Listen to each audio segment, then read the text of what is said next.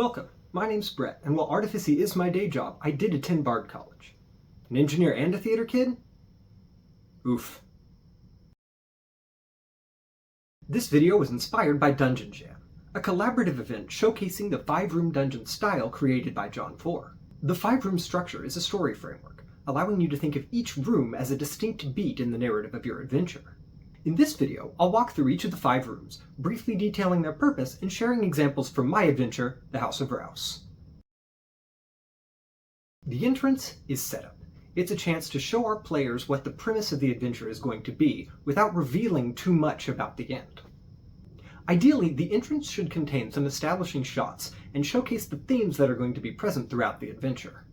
Another function of the entrance is to answer an important question. Why do the heroes need to deal with this? In Johnn Four's example, this could be a guardian that normal travelers couldn't overcome, or a seal on the door that only sufficiently powerful characters could break. In this adventure, answering that question is particularly important, because clearing rats out of a basement is a job anyone could do. So, why does the tavern keep need heroes?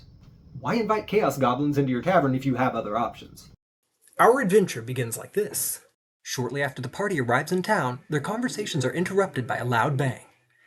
The door to a nearby building bursts open and several rats scurry out, tavern keep in hot pursuit. Brea, a stout crossbow-wielding halfling, fires a bolt at the swarm as they set their sights on the players. This immediate combat helps to hook the players and get adrenaline pumping. After the rats are defeated, Brea explains that she has a huge rat problem. Now, this is where it's important to answer the question, why do we need the players? Rats are a problem for exterminators, not wandering adventurers. In this case, Brea has already tried and failed to solve the problem. The exterminator she hired for the job took her money and was never seen again. The rats were also noticeably more violent than city rats, attacking with a ferocity that most animals wouldn't, and fighting to the death when escape was an option. Together, these hints give the players an indication that there may be something bigger going on. The second room is a puzzle or a role-playing challenge. This can be thought of as rising action, where the characters are working toward discovering the truth of the adventure. This could be plumbing information from NPCs or searching for clues during exploration. Brea recommends starting in the cellar, but the players may notice that the rats stink of sewer and investigate the nearby manhole cover.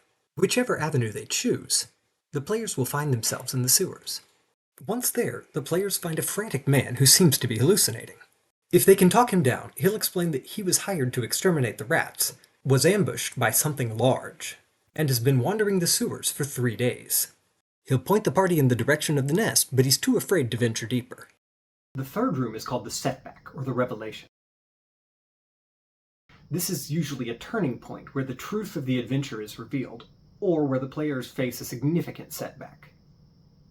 When our players find the rat's nest, they have a chance to investigate and realize that the nest is for something much bigger than a standard rat. If they decide to approach it to investigate or to destroy it, the ground beneath them gives way, and they fall into a tunnel roughly burrowed beneath the nest. An eerie glow leads them to a large cavern filled with alchemical supplies and dissected rats. Someone has been experimenting, and the results are gruesome. The fourth room is what we've all been waiting for, the climax. Typically a boss battle, this is the encounter where the players put everything on the line to deal with the source of the trouble that started the adventure in the first place. The narrow sewage tunnels open into a massive cistern. Sewage and rainwater runoff flow through channels in the stone floor, and a nest filled with giant mutant rats sits on a raised stone circle in the center of it all. Now this is a huge rat problem. Giant rats attack the players to defend their home. Smaller rats spawn from the nest until it's destroyed. At the end of it all, the rats are dead, and the nest is left a smoldering heap. Room 5 is the resolution or the reward. Or the twist.